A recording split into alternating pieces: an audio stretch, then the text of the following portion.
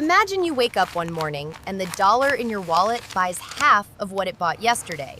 Not because of inflation, not because of a stock market crash, but because a secret deal made in a Riyadh hotel room 50 years ago just stopped working. The deal that nobody told you about. The deal that has been silently running the global financial system since 1974. The deal that is the real reason the United States has spent decades trying to control the Middle East.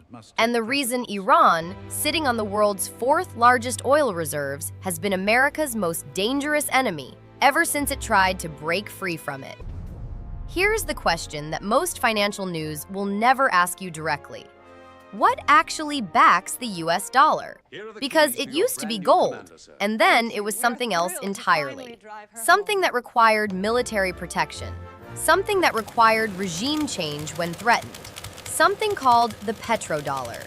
And understanding it changes everything about how you see the war in Iran, the price of groceries, the Federal Reserve, and the future of your savings. Let's dive in. First, let's go back to where the modern financial world was born. The year is 1944. World War II is still raging, but the Allied victory is becoming clear. Economic leaders from 44 countries gather at a hotel in Bretton Woods, New Hampshire. Their mission is to design the post-war global financial system. The deal they strike is called the Bretton Woods Agreement, and it is elegant in its simplicity. Every major currency in the world will be pegged to the US dollar, and the US dollar will be pegged to gold at a fixed rate of $35 per ounce. The United States, which holds 2/3 of the world's gold reserves after the war, guarantees that any country can exchange its dollars for gold at that rate at any time. The dollar becomes the world's reserve currency, not because of American soft power or military dominance, because of gold. Because every dollar is, in theory, a receipt for a fixed amount of a real, finite, physical commodity. The system works beautifully for 25 years, and then it starts to break. The cracks begin in the 1960s.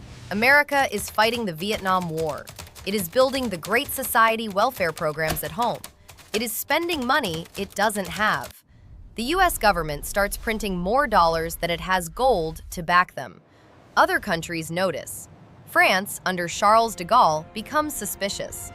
De Gaulle dispatches a French Navy vessel to New York Harbor loaded with dollars and demands the United States exchange them for gold, as the Bretton Woods Agreement requires. Other countries begin quietly doing the same. America's gold reserves start draining, and President Richard Nixon faces an impossible choice: devalue the dollar against gold and admit the country is broke, or break the deal entirely. On August 15, 1971, in a Sunday evening television address that shocked the world, Nixon chooses option 2. He closes the gold window. No more dollar-to-gold conversions, effective immediately.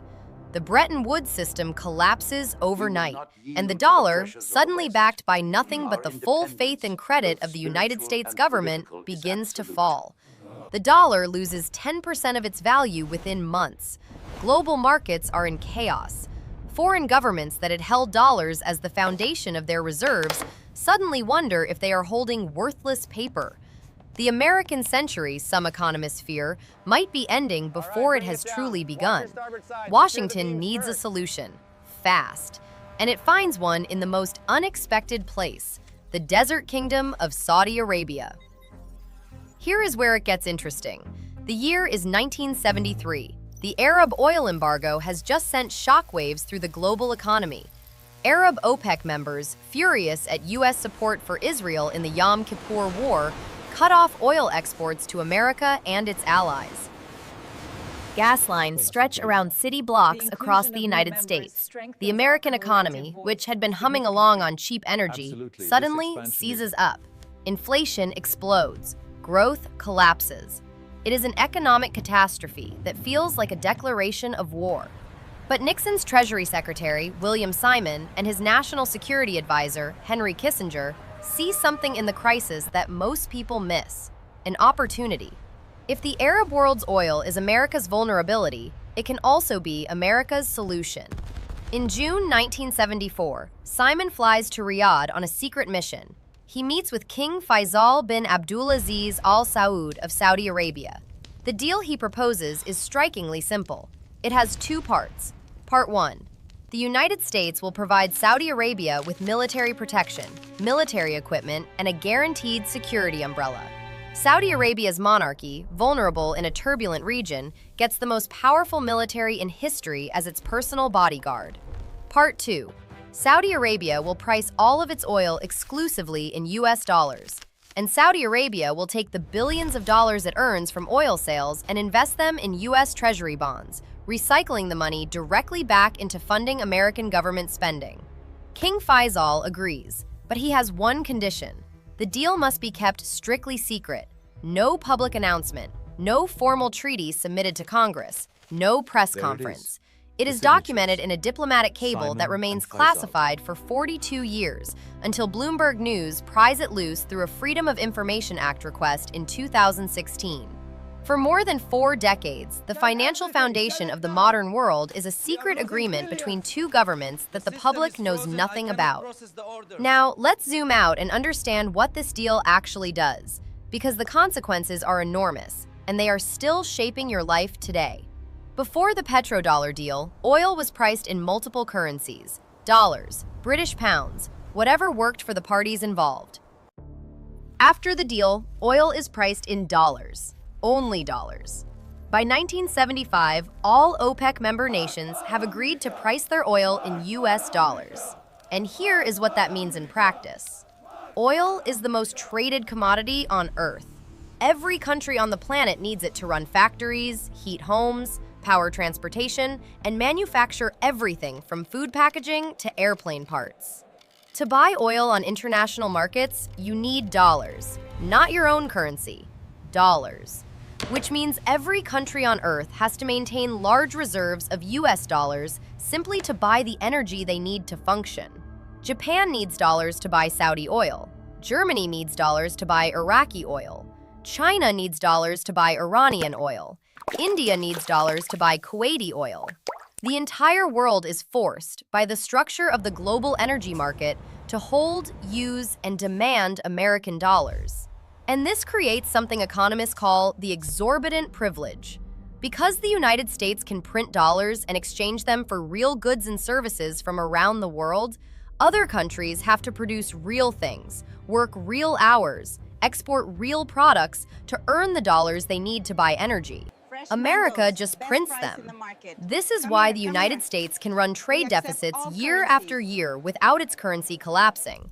Because demand for dollars is structural. It is baked into the global energy system. And those dollars that Saudi Arabia and other oil exporters earn, they get recycled right back into US Treasury bonds, funding American government spending at artificially low interest rates. The whole system is a self-reinforcing loop that benefits America at the expense of every other country on Earth. A loop that William Simon and Henry Kissinger quietly engineered in a Riyadh hotel room in 1974. Now here is where Iran enters the picture. And this is the part of the story that Washington does not like to discuss openly. Because the petrodollar system has one critical vulnerability. It only works if every major oil producer prices oil in dollars. The moment a significant oil producer starts selling in a different currency, the global demand for dollars weakens. And if enough producers follow, the entire system begins to unravel. Iran is the 4th largest holder of proven oil reserves on Earth. Its oil revenues, when not suppressed by sanctions, can reach tens of billions of dollars per year. And after the 1979 Islamic Revolution, Iran made a deliberate, systematic, ideological decision. No more dollars. Khomeini's regime understood that the petrodollar system was not just an economic arrangement. It was the financial infrastructure of American global power. To strike at the dollar was to strike at the empire itself. And so, Iran began building an alternative. First came euros. After 2000, Iran started demanding euros from its European customers for oil purchases. The European oil trade was significant. Iran had strong trading relationships with France, Germany, Italy, and Spain. Euros, not dollars, began flowing through the Iran oil trade. Washington was furious. Then came the barter deals. Iran negotiated oil for goods arrangements with China, India, Russia, and Turkey. China would receive Iranian oil. In exchange, China would provide Iran with manufactured goods, electronics, infrastructure construction, and technology. No dollars changing hands, no SWIFT wire transfers, no American financial system involvement whatsoever. The arrangement China formalized most recently, as documented by oilprice.com in October 2025, involves trading Iranian crude for infrastructure projects, including rail lines, ports, and industrial facilities. China is already importing an estimated 1.4 to 1.6 million barrels per day of Iranian crude under this framework. Much of it is shipped under disguised labels, relabeled as Malaysian or Iraqi oil, to obscure its origin. Then came yuan.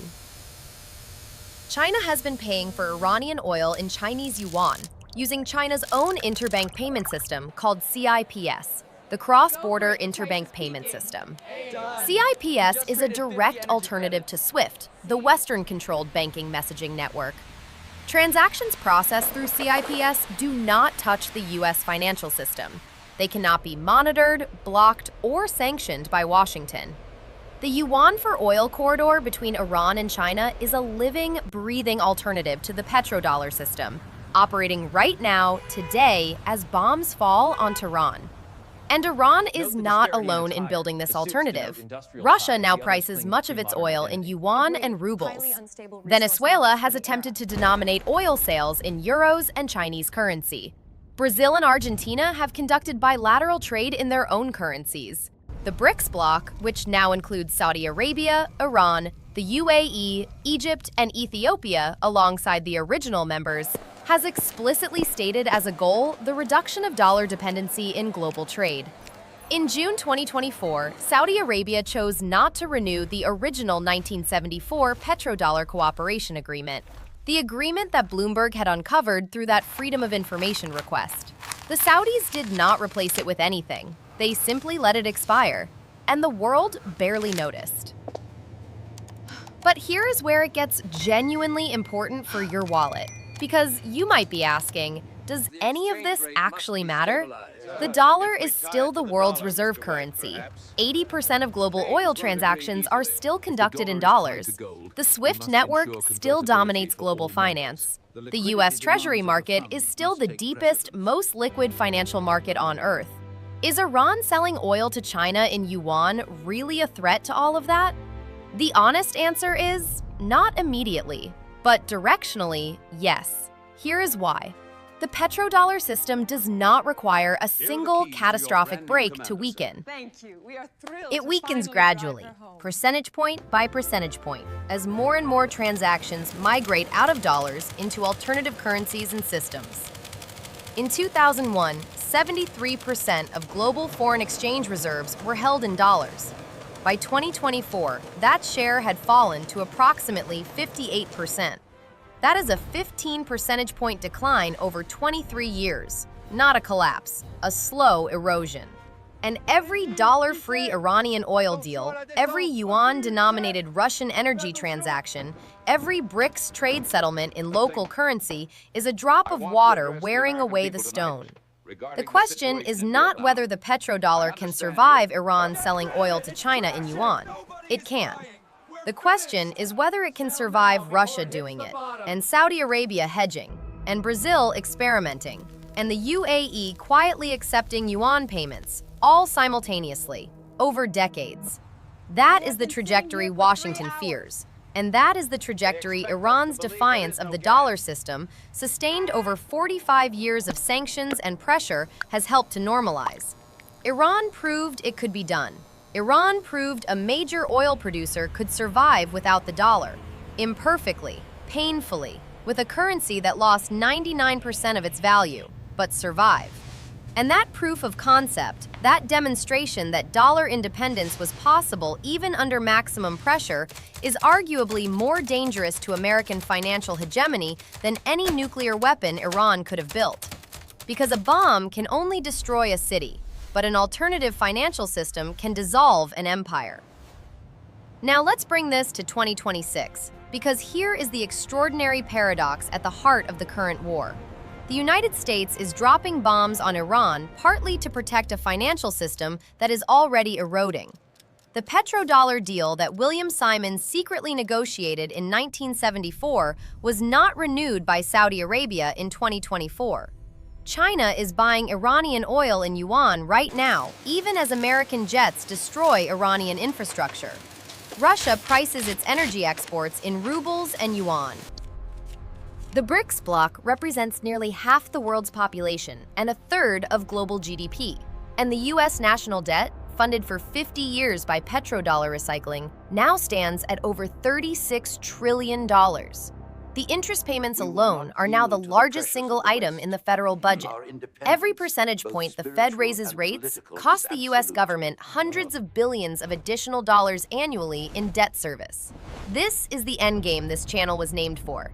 Not a sudden collapse, a slow, structural unwinding of the financial architecture that has kept America dominant for 50 years. And Iran, through its stubborn, costly, painful refusal to operate within the dollar system, has been one of the clearest demonstrations that the unwinding is possible, which is why Washington cannot simply ignore Iran. Even if the nuclear threat were removed tomorrow, even if the proxy armies were dismantled, even if the missiles were destroyed, a prosperous, powerful, dollar-independent Iran integrated into a BRICS-aligned trading network would be a permanent crack in the petrodollar foundation. Not because Iran is uniquely powerful, but because it would prove to every other country watching that the dollar system is optional. And that is the one thing the architects of the petrodollar cannot allow the world to believe. So let's zoom out one final time and ask the real question. Is the petrodollar dying? The honest answer is that it is changing.